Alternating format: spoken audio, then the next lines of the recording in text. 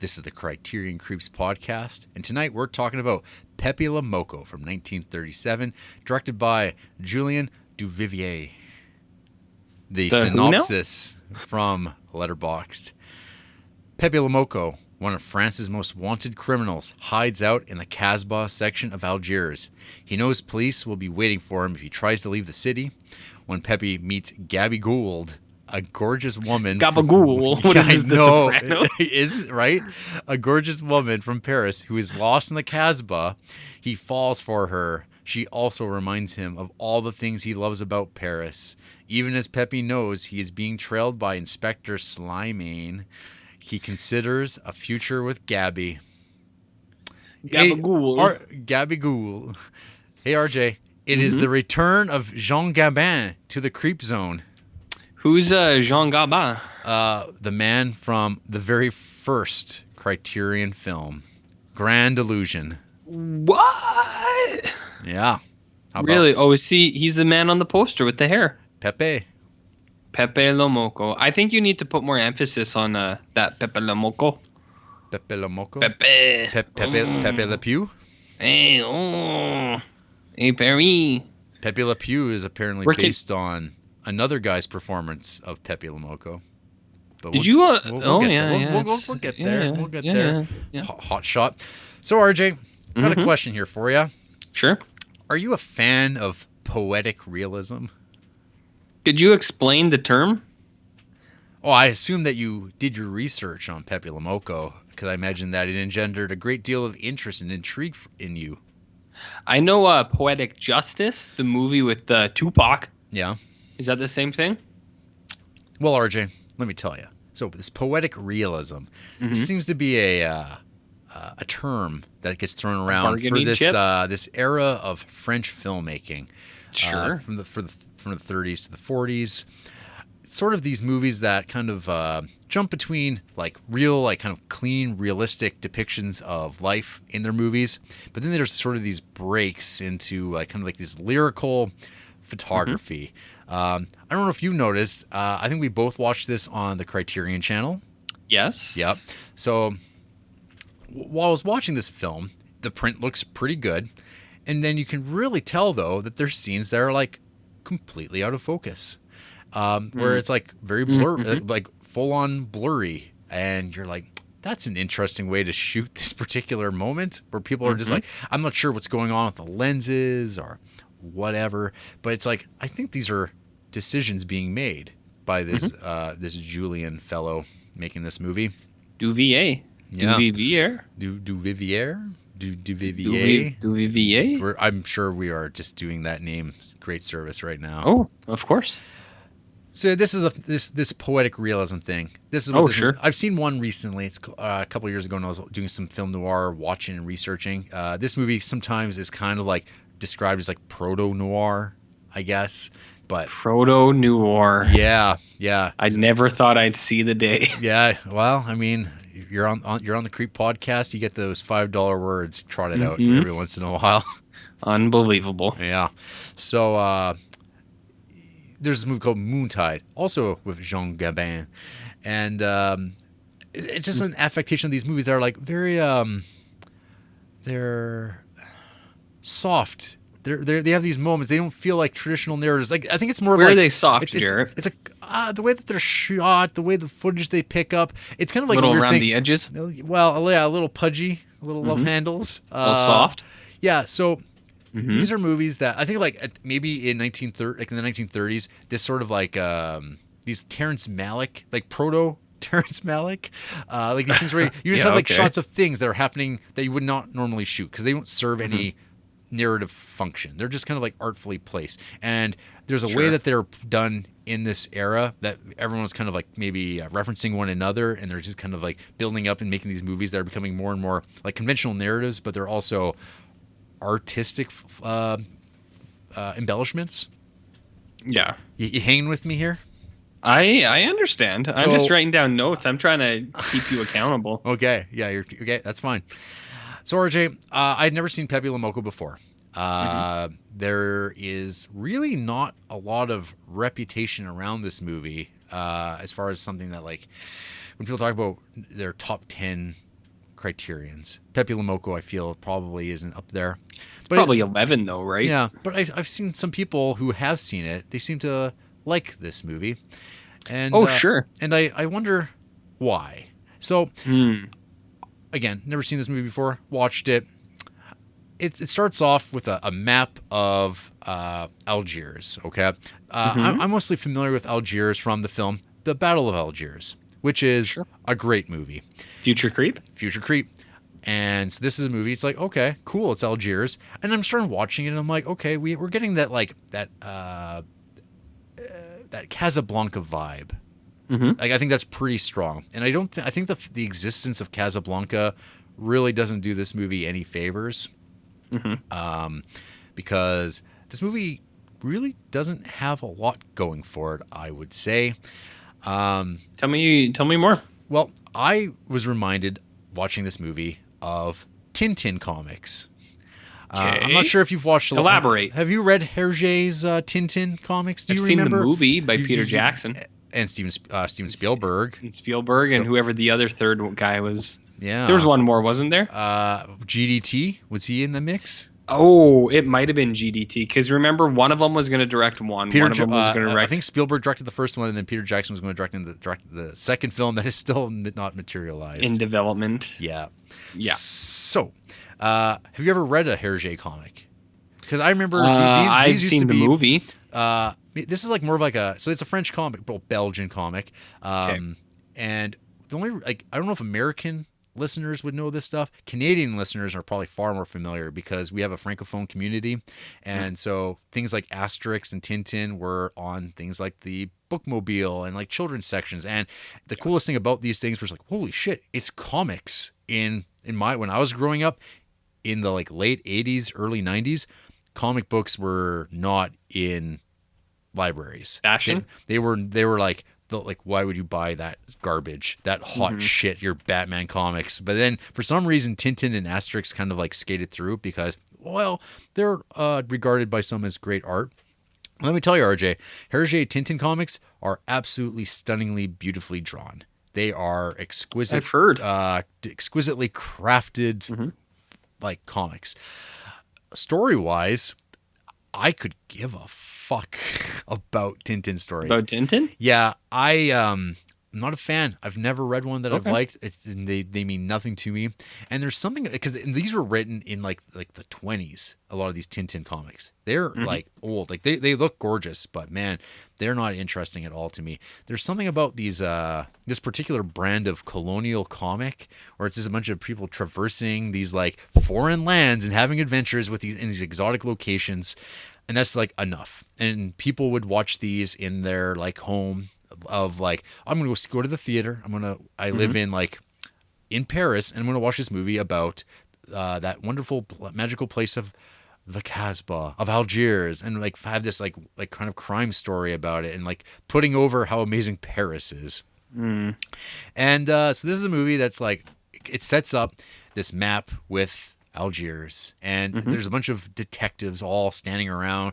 Why haven't you made an arrest yet? What's going on here? And then we get this sort of like photo essay in this like newsline-y headline way explaining the complexities of the Casbah and how they have labyrinthian roads and like the Casbah. And you have all these like these ladies of all sizes and shapes and flesh, and anything can be bought at a price, but it's also very dangerous. And the police, they like have like they can't really just go in and arrest a man because they might be able to make the arrest, but they won't come out of there alive.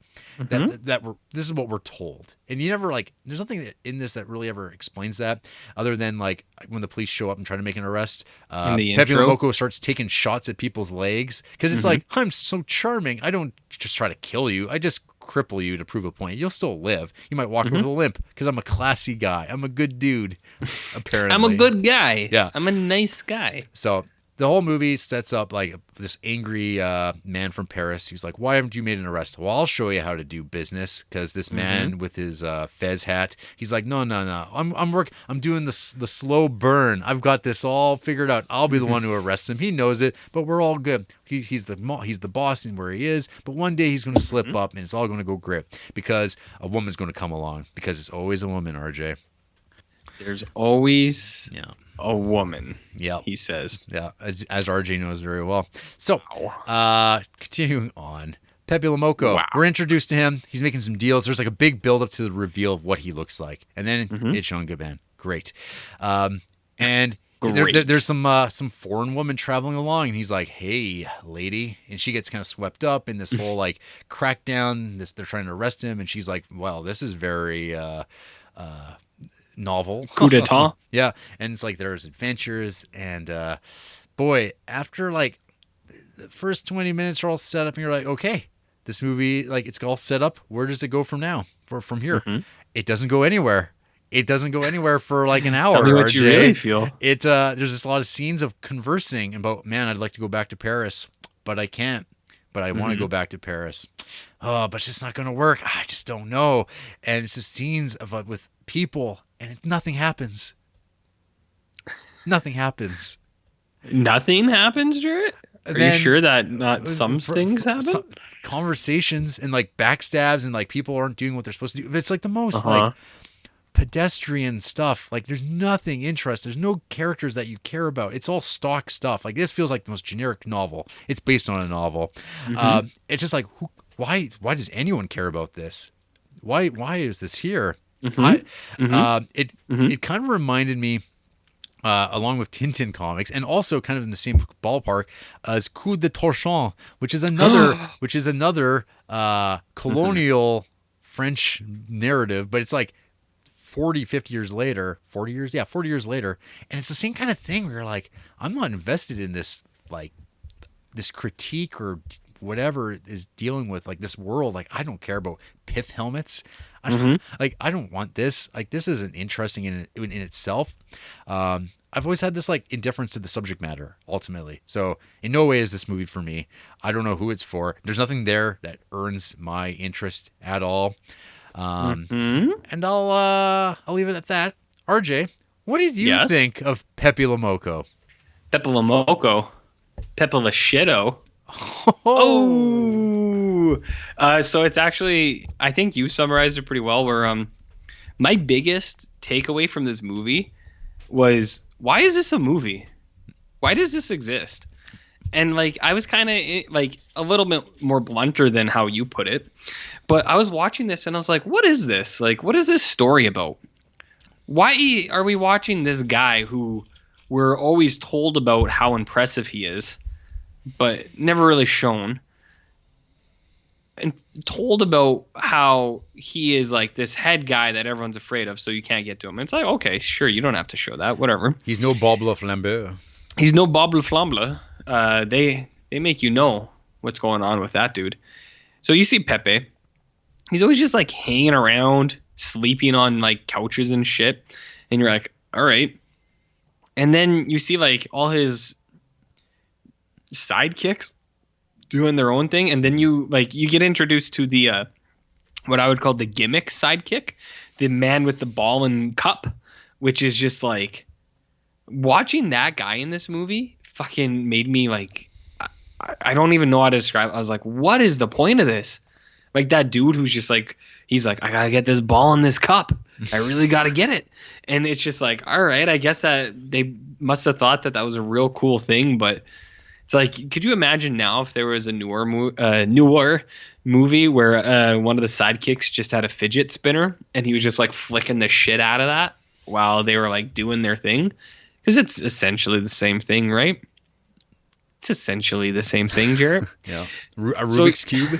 A Rubik's Cube or like whatever. It's like, yeah, I get that. Okay, that's fine. Whatever. But you have like, I really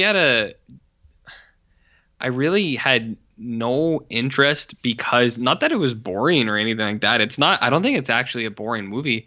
It's just like the entire time watching it, I said, why should anyone care? It's just this dude moping around for an hour and a half. And it's just like, everyone's like, yeah, you got to watch out for Pepe Le Moko. He's a wild man. And then it'll cut to him and he'll just be like on a bed and he'll be like, Or he'll be like playing poker, and then you're like, okay, man, whatever. And then even the stuff with like the girl, I don't think is super believable. You have that stupid scene where it's like the undercover cop is like pretending to sleep, and he's like casually pushing like drinks towards them, and it's like, it's like I know this movie's like 90 years old, but still, I was kind of like, I'm not really into that. And then I don't really buy the relationship either, because he's talking about the whole thing is how he's got like all sorts of girlfriends, right? And you're like, okay, fine. And then this girl comes, and it's because she's from his old neighborhood. And so you get the impression, you're like, okay, so he's in love with nostalgia. He's not in love with like her. Is that what you're going after here? Is that he loves, it's like a sense of home? Sure. But there's nothing really, I feel like, that makes that lady or like their relationship at all stand out. It's like, what do you like? That she has no eyebrows? Like, what is the deal here? Like, why? There's nothing to believe that their relationship is real, I think. So I had issue with that. I was like, I don't know what that is. You ain't buying what it's selling. I ain't buying what it's selling. I didn't realize that this was the prequel to the Puppet Master series, Jared. Oh. Because you get Toulon. They're talking about some guy named Toulon and how he's like, I don't know, some kind of designer. And I was like, oh, is that Andre Toulon from the Puppet Master series? Interesting. I bet Charles Band is a fan of Pepe Le Moko. It's possible. Possible. But I don't know. I'm kind of like, I think you did kind of sum it up in a way that I like. But the whole time watching it, I was just kind of like, well, it's not the who cares thing. It's just like, well, it's like, what is this movie about? What are they trying to say with this? RJ, I don't understand. Do you know who else is been described as a poetic realist? Me? Rene Clair. Oh. But even that, it's like, so what is the poetic like realism here? Like what is this movie about? No, what is it about? Yeah. I don't know. Tell me, Jarrett. I don't know. It is about a man. It's about putting over Paris and being like, man, France is great, right? It's about like, man, if you can go wherever you want, but you just can't replace home. And this guy's done some bad things, and it's like, well, now he can't go home even if he wants to. Isn't that a tragedy? Because like, think about how great it is for you. Is it? I don't know. I'm not a Frenchman. Okay. I don't know, man. Like, I have no real opinion of that. All I know is that I think Pepe Le Moko is just like this movie that exists in the world that has no meaning and no real consequence. Like, you know what? I don't know. I don't know. Maybe if I was alive in the 30s, I'd be like, holy fuck, this thing is amazing. Woo! Yeah. I doubt it, but like, I don't know, maybe. Yeah. You know what I mean, Jared? I don't know. Tell me more about Pepe Le Moko. Pepe. Well, maybe Rene Clair is not necessarily one of these dudes who's all about the essence of these films and the softness of moments. Like when, probably like one of the highlights of the movie would be with Jean Gabin looking longingly at the boat as it sails away. I liked the one scene that I liked a lot, or the two scenes are the intro where they're describing all of the the montage of like the vitriol of people who live in the streets, and they're just talking about all of them. That seems cool. Where it's like a docudrama, basically. Yeah. I like that, and then I also like when the police come to the whorehouses and all the Johns run away, and there's that like little kid just sitting there crying. I was like, oh, that's a striking image. Oh, right. Then the mom comes in, grabs the kid afterwards. Yep. Yeah. Yep. Just little things like that. We were like, okay. Oh, it's like, that's nice. And now what's the story? And then it never gets around to that part. Yeah, and it's like, oh, they killed Regis Philbin. That's like dark, and you're like, no, it's not. You're like, come on. Well, RJ, I took a bullet here. I watched the American remake. Wow, that came out good for you, man. 1 year later. A year? Yep. It's weird. Yep. All right. So, did it follow the same plot? So this movie, well, RJ, it's a movie called Algiers. And it literally takes footage from Pepe Le Moko and repurposes it around new actors who are all doing their lines in English, but they're all Frenchmen. They're all playing Frenchmen. And there's the cop who comes from Paris to catch Pepe Le Moko, and he talks like this. And he's like, "Why haven't you done anything about this Pepe Le Moko? We gotta bring him back to Paris." And you're like, okay, like I'm like, why didn't they put like some effort into, like, I don't know, redressing it? Like, don't make it the Casbah. Let's like find like an equivalent sort of like a hobo jungle in like America, in Chicago or something like that. Like make it so it's like, why can't we get this guy? It's like, because of this like neighborhood, like everyone's going to defend him and like close quarters. Like, well, we can't find an equivalent. It's so unique to the region that we're depicting. So we're going to have like all American actors playing French people with like just there's the lead actor Charles Boyer, whose face I can't look at now without being reminded of the movie Gaslight, which is a fantastic movie. And I didn't even realize Charles Boyer was actually French. And so watching this, I was like, oh, Charles Boyer, he's playing this French guy. I'm like, oh no, he's French, but he has this particular voice, the Frenchman voice. That's what kind of voice, Jarrett? Like no, that's a little bit more Quebecois. It is more like it is the Pepe Le Pew. Oh, I see. Yeah. A little more nuance. Yeah. He's a little bit more, I'd say, arguably charming than Jean Gabin. But I think Jean Gabin's got like an amazing face for movies. But the movie, it opens up the exact same way with the map, and then it pans over, and there's a bunch of people standing in a room. Why can't you catch this guy? And then they'd use the exact same footage of the like docudrama montage of the Casbah. It's the exact same footage, but they edit out the fleshy chasm. They it's like a safer version for Americans. And apparently, the story goes that the American production didn't want to be just like an obvious ripoff, so they at one point tried to buy the rights to Pepe Le Moko to destroy the print, and they'd be like, our version exists now. So I don't know if you, well, I mean, but like we've long went out and collected all the other Criterion podcasts and just destroyed all the evidence of it.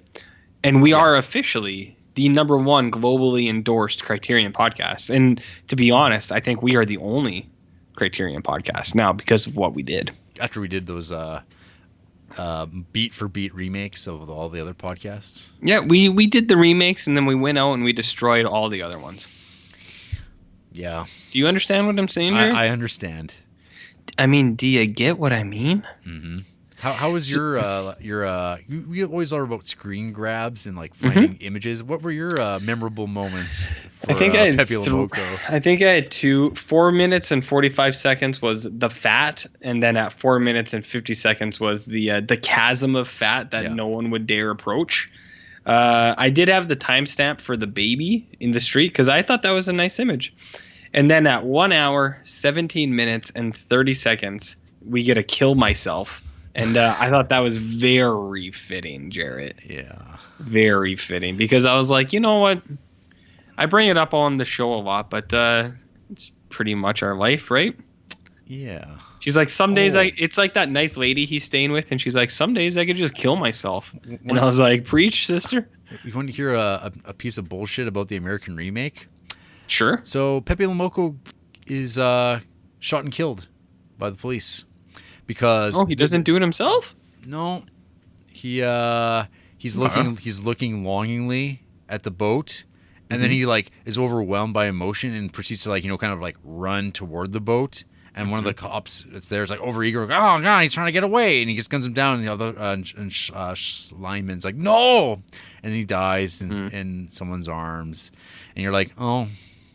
Yeah, that takes away his agency completely. Yeah, it's definitely not as poetic. Yeah, but it's more. I guess you could say. Yeah, it's very American. Yeah. Yeah. Well, it's like the hero can't take his own life, Jarrett. Yeah. Do you know what I mean? That would be a cowardly act. Well, but it's pretty brave to say that love is stronger than life, Jarrett. Yeah. Do you know what I mean? Do you know what I mean, Jarrett? I don't care. Yeah, I think our biggest takeaway from this is who needs it? Yeah, I mean, unless you're going to do a deep dive on the director or Jean Gabin, I wouldn't watch this thing. Mm-hmm. It's just not for me, and I can't pretend that it is. Good. I'm glad you Now, finally had the courage to say it. stand up for myself and Stand up for yourself. Yeah, sorry to disappoint people who are like, come on, you'll like Come it on, all. Jarrett. It's all out of moments. It's like, nah. You're sure gonna like Pepe Le Moko? Well, RJ, who hates Pepe Le Moko? I don't know. Not us for sure. I mean, we were just kind of like, Yeah, I don't. It's definitely like, oh. Beatriz 555. Beatriz. This review may contain spoilers, and it reads: main character dies. Me, this movie is a sigh and a half. I wonder what. Oh no, I guess that's a sigh and a half. I was gonna say. I wonder what a full sigh would be. So Beatrice has a few 5-star films, Jarrett, such as Avengers Endgame, Star Wars: The Last Jedi, The Shape of Water, from GDT. There's other stuff like, I don't know, Schindler's List and It's a Wonderful Life, which is bizarre. I also looked at their low-rated movies, but there's not much there. Oh. It's a weird individual. What brought them to watch this movie? I don't know, actually. I don't know. We got Wilkes, 1.5 star. Nice. I hated this movie for various reasons. Primarily a bad film professor. I'll watch it again in 20 years. Maybe by then I'll have changed my mind. Oh, you know when you were in that film class and you got those bad professors. You know what I mean, Jarrett? Nope. 5-star movies are what you would expect. Battleship Potemkin, Night of the Hunter, Bicycle Thieves, Moano, Buster Scruggs. Oh, man. 1-star, this person only has 2 half-star movies. It's Pepe Le Moko and Breathless. Huh. So, I mean, make that of it whatever you will. I will. I shall. Okay. Thomb 1. 2 stars. This is a lengthy one. Oh. Maybe more content than our actual episode. Produced while France was still the colonial power in Algeria. It's interesting to read this in terms of the fantasy of white colonialism in Africa. Pepe can easily be read as the ideal white colonist, powerful and seductive enough that the entire local community rallies behind him and protects him from the police. The grateful and loving native population is, of course, a colonist fantasy that justifies the foreign rule in the first place due to the rationale that they would be lost without the civilizing foreigners. The opening montage makes this quite clear as the city is described as a maze-like cesspool made up of dark, winding streets. Like so many pitfalls, they intersect, overlap, twist in and out to form a jumble of mazes. The Casbah is further described as an Orientalist fantasy of uncivilized darkness, as walking the streets is like a, quote, descent into dark, putrid chasms of slimy porticos, dank and lice-infested. Pepe also longs for France, and his attraction to the French woman who reminds him of home communicates that he ultimately doesn't belong here and needs to head back to his own country. A common theme is in colonialist fiction is for travelers to be reaffirmed in their own European identities upon briefly encountering an exotic other. And this film pretty neatly fits that narrative, even though it's complicated by its proto-noir ending, which sees his identity realization not saving him from his fate. As a crime film, this is kind of interesting in that almost no actual crimes are committed the entire film, and it mostly stays engaging due to the central performance.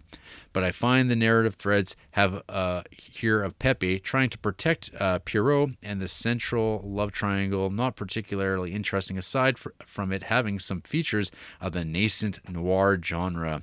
This film has also been frequently praised for being visually impressive, but the only visuals here that I found consistently engaging were the bird's eye and long long shots of the Casbah that capture its maze-like qualities. But since this success is wrapped up in the complicated colonialist ideas of the rest of the film, it's hard to find pure visual enjoyment in them.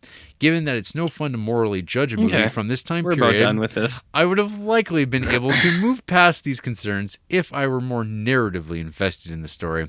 But personally, I find the stasis of Pepe waiting for his fate to feel static and boring. Like this podcast.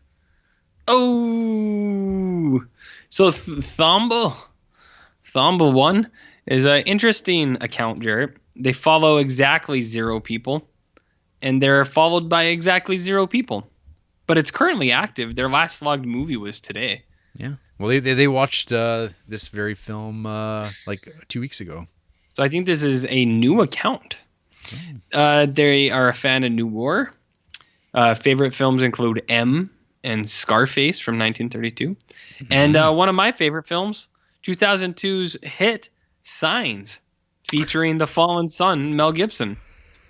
So this person's got good taste. They did just give a half-star review to a movie that sounds like it just came out. And I've never heard this thing, but it sounds interesting. It's called Laquisha. And it says, a white guy pretends to be a black female talk radio host and becomes a huge hit. So I find this movie interesting for a few reasons. And I'll let you figure that out on your own. But Laquisha. Interesting. Now we know this exists. Wow. And we wouldn't have if we didn't do this podcast. Huge. Now you know it exists. Well, there you go. I think that was a eloquent statement about this film and why. Laquisha? Pepe Le Moko. Yeah, I mean it's a movie for sure. It absolutely is. Yeah. And there you go. Yep. After the break, we yearn for Canada. We urine for Canada? Mm-hmm. What does that mean? We piss ourselves. Jarrett.